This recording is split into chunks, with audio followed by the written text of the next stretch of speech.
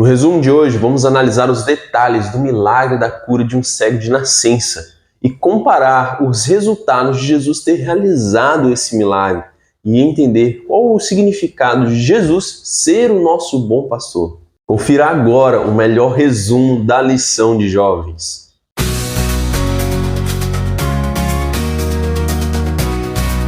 Maranata! Sejam todos bem-vindos a mais um vídeo maravilhoso comentando, o resumo da lição dessa semana, lição 6, hein? Curando um cego.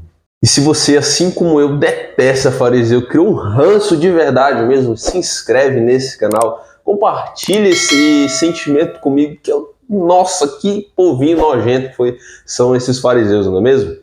E aí, já se inscreveu? Deixou o seu like? Então, bora pro vídeo. Durante essa semana estivemos aí estudando os capítulos 9 e 10 do Evangelho de João, que relatam ali a cura do cego de nascença e o longo diálogo que se decorre após esse milagre aí, né?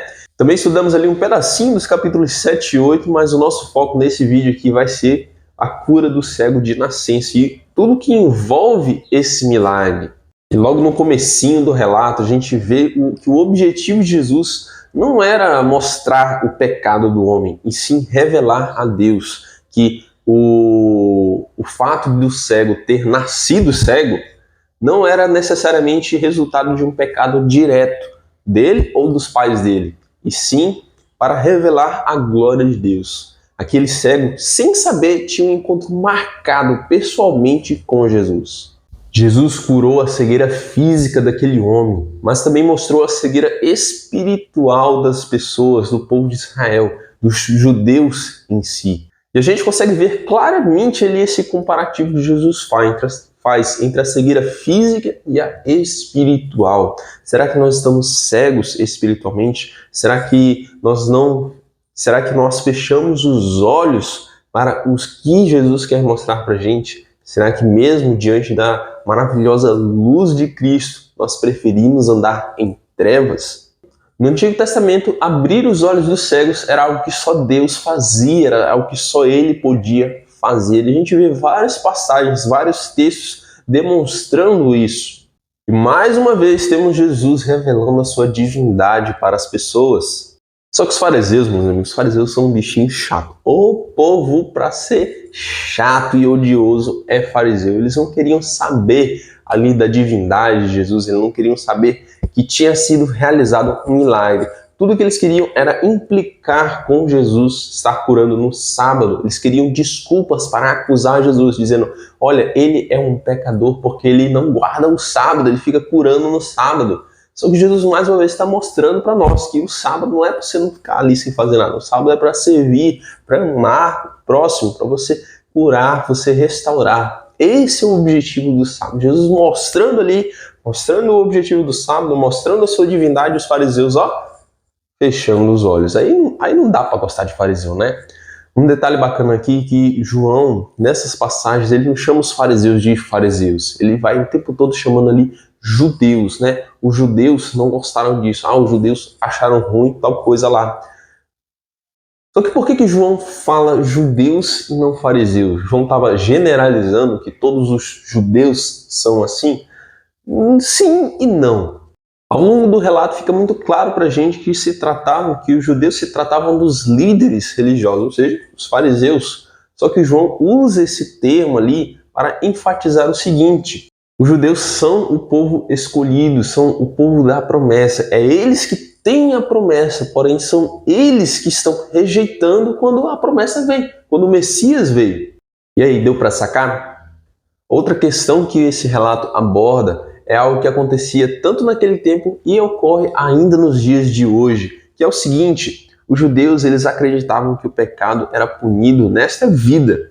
Toda enfermidade era considerada como castigo de algum mau procedimento, ou seja, de algum pecado. Era uma consequência direta. De fato, todo sofrimento é resultado da transgressão da lei divina, mas essa verdade foi deturpada, ou seja, distorcida, alterada. Acontece o seguinte: tudo que é de ruim hoje, tudo que acontece de ruim hoje é sim consequência do pecado, só que nem tudo é uma consequência direta. O que é uma consequência direta do pecado? Vamos colocar aqui um exemplo.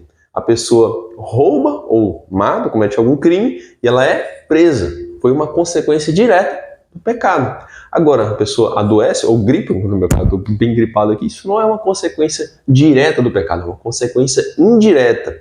Como assim indireta? No caso do pecado, existem doenças, dor, sofrimentos, isso são consequências indiretas, não dependem do pecado da pessoa. E foi justamente essa questão levantada pelos discípulos de Jesus. Mestre, quem pecou para que esse homem nascesse cego? Ele ou os pais dele? E aí Jesus mostra, olha, nada disso, nenhum nem outro. Isso aconteceu para que eu revelasse a glória de Deus. E aí nós temos a cura em si, depois segue-se ali um interrogatório, primeiro dos pais do cego, para saber se ele realmente era cego, depois do cego em si, ei, quem foi que curou você? Depois temos o encontro do cego com Jesus, e então os fariseus questionando Jesus o tempo inteiro. E Jesus mostrando para a gente ali um forte contraste de lideranças, Jesus sendo o nosso bom pastor, e o pastoreio que os fariseus deveriam fazer, né? O verdadeiro pastoreio que os fariseus deveriam fazer. Nessa história a gente vê que os fariseus não estão pouco se lixando para as pessoas, eles não se importam com a dor e o sofrimento delas. E em várias outras histórias a gente vê que os fariseus, né, os líderes em si, passando de largo diante dos necessitados, das pessoas que estão carentes e sedentas pela palavra de Deus. Agora a gente vê Jesus ali como um bom pastor, um bom instrutor, aquele que guia as suas ovelhas, aquele que fala e as suas ovelhas ouvem a sua voz e seguem ele. E esse é um contraste que ficou bem claro ali, porque o ser pastor de ovelhas era algo muito comum na época de Jesus. Então todos que estavam ali entenderam essa mensagem, que Jesus era o verdadeiro pastor, aquele que serviria ali como exemplo, refúgio para todas as ovelhas.